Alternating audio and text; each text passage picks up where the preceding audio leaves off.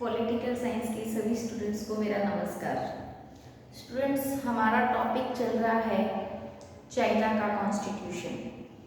China के constitution में हमने चाइना की न्यायपालिका, चाइना की कार्यपालिका और चाइना की विधायिका पढ़ चुके हैं और आज का हमारा टॉपिक रहेगा चाइना का कम्युनिस्ट पार्टी, चाइना का दल। वहाँ पे देखिए, हमने जब पढ़ा कि चाइना में कार्यपालिका है और चाइना की जो कार्यपालिका है उसे राज्य परिषद कहते हैं, लेकिन उसमें भी उतना ज़्यादा अधिकार नहीं है। और इसी प्रकार से हमने वहाँ की व्यवस्थापिका यानी एनपीसी, नेशनल पीपल कांग्रेस, राष्ट्रीय जनवादी कांग्रेस के बारे में पढ़ा। तो वहाँ पे भी हमने ये देखा था कि राष्ट्रीय जनवादी कांग्रेस के पास में भी पूरी तरह से अधिकार नहीं है। तो प्रश्न उठकर आता है, तो अधिकार किसके पास में है? देखिए, जो अधिकार है वो ज़्यादातर जो अधिकार हैं प्रमुखतः है सभी अधिकार कम्युनिस्ट पार्टी के ही पास है। लेकिन कम्युनिस्ट पार्टी पिरामिड आकार की है, जिसमें प्रारंभिक स्तर पे जो प्राथमिक इकाई है वो सेल होती है। कम्युनिस्ट पार्टी का जो पिरामिड आकृति है वो हम करेंगे, लेकिन उससे पहले हम उसकी भूमिका के बारे में पढ़ लेते हैं कि कम्युनिस्ट पार्टी की चाइना में क्या भूमिका है। तो देखिए, सबसे ज़्यादा महत्वपूर्ण यदि राजनीतिक शासन के इकाई के रूप में कोई संस्था वहाँ काम कर रही है तो वहाँ पे पॉलिट ब्यूरो है, पॉलिट ब्यूरो। तो जो राजनीतिक दल वहाँ पे कम्युनिस्ट पार्टी है उसके शीर्ष पे पॉलिट ब्यूरो है और पॉलिट ब्यूरो में भी 20 से लेकर 24 सदस्य हैं, लेकिन उसमें से भी बहुत सारे सदस्य में से कुछ सदस्यों का चुनाव किया जाता है। 7 सदस्यों का चुनाव किया जाता है, जो इसका दल है उसकी स्थायी समिति के नाम से जाना जाता है, दल की स्थायी समिति। पॉलिट ब्यूरो अपने में से कुछ सदस्यों को स्थायी समिति में भेज देता है। तो वो जो स्थायी 7 सदस्यों की स्थायी समिति होती है कि पूरा का पूरा चाइना का शासन उन्हीं 7 सदस्यों द्वारा ही चलता है। तो पूरा जो एकाधिकार है, नियंत्रण है या सत्ता का जो केंद्र है वही 7 सदस्यों के पास में ऑलमोस्ट होता है। क्योंकि हमने जब न्यायपालिका देखी थी, चाइना की न्यायपालिका के पास में कोई भी अधिकार नहीं है, न्यायिक पुनरावलोकन का अधिकार नहीं है। हमने देखा था कि चाइना की न्यायपालिका जो कार्यपालिका व्यवस्थापिका द्वारा बनाए गए कानूनों का किसी भी आधार पर देखरेख नहीं कर सकती है। इवन न्यायपालिका भी जो चयनित होती है, कुछ समय के लिए निर्वाचित होती है, वो भी कम्युनिस्ट पार्टी के द्वारा ही निर्वाचित होती है।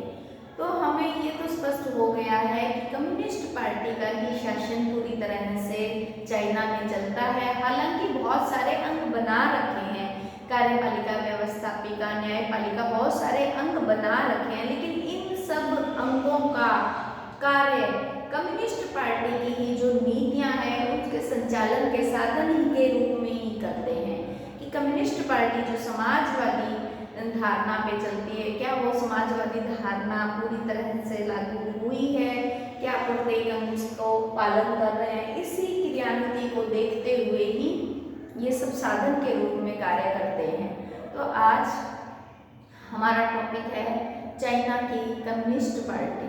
तो देखिए, सबसे पहले तो ये बात आती है कि विधायी क्षेत्र में जो सर्वोच्च संस्था है वो है नेशनल पीपल्स कांग्रेस, और नेशनल पीपल कांग्रेस विधायी में है। इसी तरह से कार्यपालिका में है राज्य परिषद। राज्य परिषद का वर्णन हमने कल के लेक्चर में कर लिया था।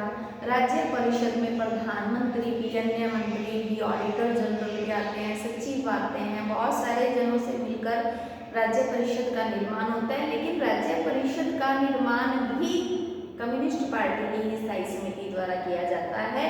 हालांकि करती तो एनपीसी है, राज्य परिषद का निर्माण एनपीसी यानी नेशनल पीपल कांग्रेस करती है, लेकिन सब उसका जो सजेशन है, उसके सदस्यों के उम्मीदवारों का जो सजेशन है कि किसे बनाना है राज्य परिषद का सदस्य, वो सारी की सारी जो बातें करने का अधिकार होता है वो नेशनल पीपल कांग्रेस को नहीं, बल्कि वो तो किसी की कहे अनुसार चलता है। तो देखिए यहाँ पे हम देखेंगे कि जो राज्य परिषद है और एनपीसी है, दोनों पर क्या रहता है, नियंत्रण रहता है। किसका रहता है? दल की नीति का क्रियान्वित करने का नियंत्रण रहता है। दल की नीति को ही क्रियान्वित करने का। अभी दल की जो नीति है, साम्यवादी दल की जो नीति है, उसको क्रियान्वित करने का साधन है क्या? एनपीसी और राज्य परिषद दोनों क्या है? दल की नीतियों को क्रियान्वित करने के साधन मात्र है। ठीक है। अभी देखिए 1982 से पहले दल की इतनी महत्वपूर्ण स्थिति नहीं थी। 1982 से पहले जो साम्यवादी दल है उसकी इतनी महत्वपूर्ण स्थिति नहीं थी। तो कैसे कैसे स्थिति थी देखिए, हम अभी वो करेंगे कि यहाँ पे यूएसएसआर के जैसे साम्यवादी दल का यानी एक दलीय व्यवस्था का प्रभाव ज्यादा है। चाइना में सोवियत संघ के जैसे एक दल का प्रभाव अधिक है। ठीक है। लेकिन 1954 में जो संविधान बना, मैंने तुम्हें बताया था कल कि फर्स्ट संविधान वहाँ पे 1954 में बना था। 1954 के संविधान में वहाँ साम्यवादी दल की व्यवस्था उतनी महत्वपूर्ण नहीं थी, बल्कि बिल्कुल भी नहीं थी। लेकिन 1920 में साम्यवादी दल बन चुका था, लेकिन संविधान में उसकी स्थिति महत्वपूर्ण नहीं थी। 1954 में साम्यवादी दल की महत्वपूर्ण स्थिति संविधान में नहीं थी, लेकिन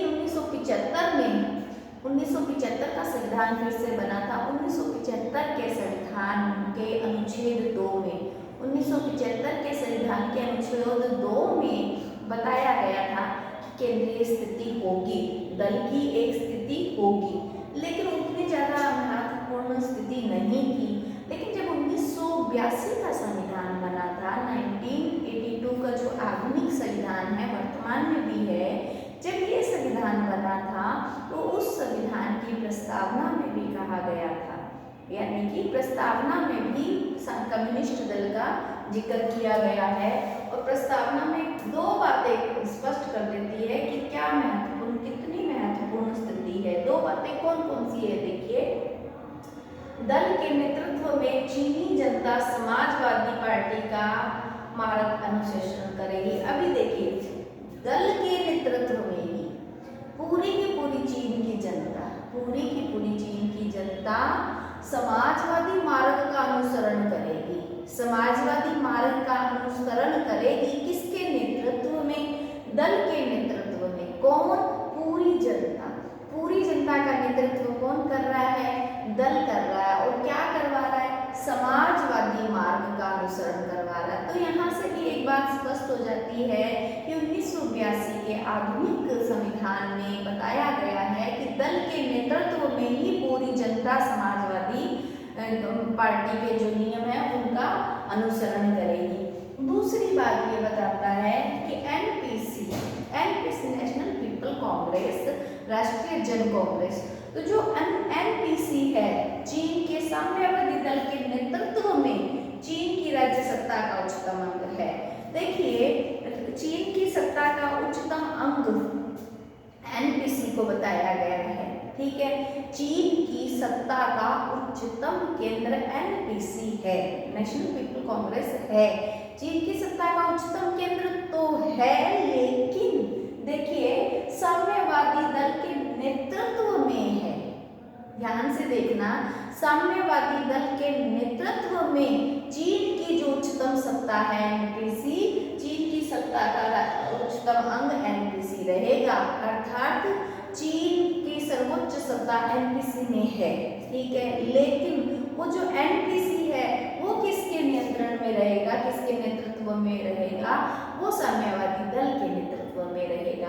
तो ये जो दो बातें हैं ये स्पष्ट कर देती है कि कम्युनिस्ट पार्टी को बहुत ही अधिक एकाधिकार प्रदान किया गया है 1982 के संविधान द्वारा। तो फिर हम आगे चल रहे थे कि प्रधानमंत्री व अन्य सदस्यों की नियुक्ति। देखिए, प्रधानमंत्री व अन्य सदस्यों की नियुक्ति राष्ट्रपति करता है। ठीक है, एनपीसी नेशनल पीपल कांग्रेस करता है, लेकिन के दल की केंद्रीय समिति के सुझाव पर करता है। देखिए, हर कहीं यहाँ पे सर्वोच्च जो सत्ता है एनपीसी को, विधायी की सर्वोच्च सत्ता एनपीसी को बनाया गया है, लेकिन वो कार्य कैसे करेगी? राष्ट्रीय दल की केंद्रीय समिति के देखरेख में कार्य करेगी। यहाँ पे जो सर्वोच्च कार्यपालिका है वो राज्य परिषद को बनाया गया है, लेकिन राज्य परिषद किसकी समिति के सिफारिश से काम करेगी? वो भी केंद्रीय समिति की सिफारिश से काम करेगी। और केंद्रीय समिति कौन है? केंद्रीय समिति दल का शीर्ष अंग है। केंद्रीय समिति, फिर पॉलिट ब्यूरो, फिर स्थायी समिति। इस प्रकार से जब इसका संगठन करेंगे तो तुम देखोगी, यहाँ पे देखो, प्रधानमंत्री व अन्य सदस्यों की नियुक्ति, है ना, प्रधानमंत्री की भी और अन्य सदस्यों की नियुक्ति भी कर तो रही है नेशनल पीपल कांग्रेस, लेकिन दल की केंद्रीय समिति के सुझाव पर करती है। उसके बाद में दल की वास्तविक शासन, देखिए अब हमें स्पष्ट हो जाता है जब कार्यपालिका पे, व्यवस्थापिका पे और यहाँ पे सब जगह जनता को नेतृत्व करने वाली एक शक्ति दल ही है, तो दल ही वास्तविक शासन है ना। दल ही वास्तविक शासक ही नहीं वरण क्या है, दल न्यायपालिका तक पर भी नियंत्रण रखता है और दल सेना पर भी पूर्ण नियंत्रण रखता है। तो दल की स्थिति बहुत ही अधिक सुदृढ़ है, नियंत्रणकारी है, एकाधिकार लिए हुए है। यहाँ पे दल के अध्यक्ष को चीनी राजनीतिक व्यवस्था में औपचारिक और कानूनी रूप से महत्वपूर्ण स्थिति। कानूनी रूप से कैसे है? क्योंकि अभी हमने किया है कि जो दल है इसका जिक्र 1982 के आधुनिक संविधान में भी किया गया है। तो इस प्रकार से देखो, औपचारिक और कानूनी रूप से महत्वपूर्ण स्थिति प्रदान की गई है। फिर देखिए इसके दल की जो भूमिका के बारे में वार्ड और मैक्रेडीज कहते हैं। वार्ड और मैक्रेडीज कहते हैं दल ही नीति निर्धारण। देखिए दल ही तो नीति निर्धारण करता है, वैसे नीति निर्धारण का कार्य व्यवस्थापिका लेजिस्लेचर को होता है, लेकिन यहाँ पे वार्ड और मैक्रेडीज कहते हैं दल ही नीति निर्धारण का कार्य और उन्हीं नीतियों को क्रियान्वित करने का कार्य करता है। व्यवहार में दल ने ही शासन पर अपना एकाधिकार जमाया हुआ है। तो यहाँ पे हम समझ सकते हैं कि चाइना में यदि सर्वोच्च शक्ति किसी के पास में है तो वो दल ही है। तो देखिए वार्नेट नाम के एक व्यक्ति थे, वार्नेट ने कहा दल ही अंतिम राजनीतिक सत्ता, जो राजनीतिक सत्ता है और सभी निर्णयों का स्रोत है, अंतिम राजनीतिक सत्ता और सभी निर्णयों का स्रोत दल ही है। इसके बाद में देखिए हम एक उदाहरण के रूप में ये स्पष्ट कर देते हैं। देखो बहुत सारी बातें आती हैं, वार्नेट ने भी कहा, मैक्रेडीज ने भी कहा, बर्ड ने भी कहा, इन सब ने भी कहा, लेकिन यदि हम देखें तो जो चाइना का नेता था माओ सेतुंग के बारे में मोस्टली सभी कोई जानते हैं कि उन्होंने 1959 में शासन के सर्वोच्च अंग से त्यागपत्र दे दिया था। शासन के सर्वोच्च पद से उन्होंने त्यागपत्र दे दिया और फिर उसके बाद में उन्होंने जीवन पर्यंत किसी भी ऊंचे पद को आसीन नहीं हुए, उस किसी भी ऊंचे पद पे वे आसीन नहीं होते हुए भी, और हम जानते हैं अपनी मृत्यु तक 1975-76 में उनकी मृत्यु हुई थी, तो 75 में अभी उनकी मृत्यु के बाद तक भी, मृत्यु के बाद यानी मृत्यु तक वह वास्तविक शासक के रूप में काम करते रहे थे। ये जो उदाहरण है माओ, क्योंकि कम्युनिस्ट पार्टी के मतलब दल के नेता थे, इसीलिए हालांकि उन्होंने 59 में अपने पद से त्यागपत्र दे दिया था, लेकिन फिर भी त्यागपत्र के बाद में भी वे मृत्यु पर्यंत एक अच्छे अधिकारी के रूप में रहे थे। तो देखिए आज हमने क्या है, कम्युनिस्ट पार्टी की भूमिका क्या क्या है, फिर अभी हम नेक्स्ट टॉपिक करेंगे कम्युनिस्ट पार्टी का संगठन कैसा है। देखिए प्रारंभिक स्तर पे सेल होता है, सेल के बाद में काउंटीज होती है, काउंटीज के बाद में राज्य स्तरीय होता है, केंद्रीय समिति होती है, पॉलिट ब्यूरो होता है, पॉलिट ब्यूरो के बाद में एक स्थायी समिति होती है। ये कैसे कैसे कार्य करती है, इसमें यहाँ पे दलीय नियंत्रण आयोग भी है, या इस दल को नियंत्रण करने के लिए आयोग भी केंद्रीय समिति द्वारा ही बनाया जाता है। केंद्रीय समिति ही पॉलिट ब्यूरो को बनाती है, पॉलिट ब्यूरो अपनी सारी की सारी संरचनाएं, सारे के सारे कार्य केंद्रीय समिति को देता है, और केंद्रीय समिति की जो अधिवेशन है वो भी पॉलिट ब्यूरो द्वारा ही बनाए जाते हैं। तो देखिए केंद्रीय समिति ही मुख्यतः सत्ता का केंद्र कम्युनिस्ट पार्टी की केंद्रीय समिति, लेकिन केंद्रीय समिति फिर भी थोड़ी बड़ी है, पॉलिट ब्यूरो उससे थोड़े से छोटे, यानी कि संख्या में कम लोग हैं लेकिन पावर ज्यादा है। तो यहाँ पे देखिए पॉलिट ब्यूरो, केंद्रीय समिति, इस पे प्रश्न पूछा जा सकता है। तो हमारी नेक्स्ट क्लास में हम पढ़ेंगे ये जो कम्युनिस्ट पार्टी है इसका संगठन कैसा होता है, किस तरीके से कम्युनिस्ट पार्टी का संगठन होता है।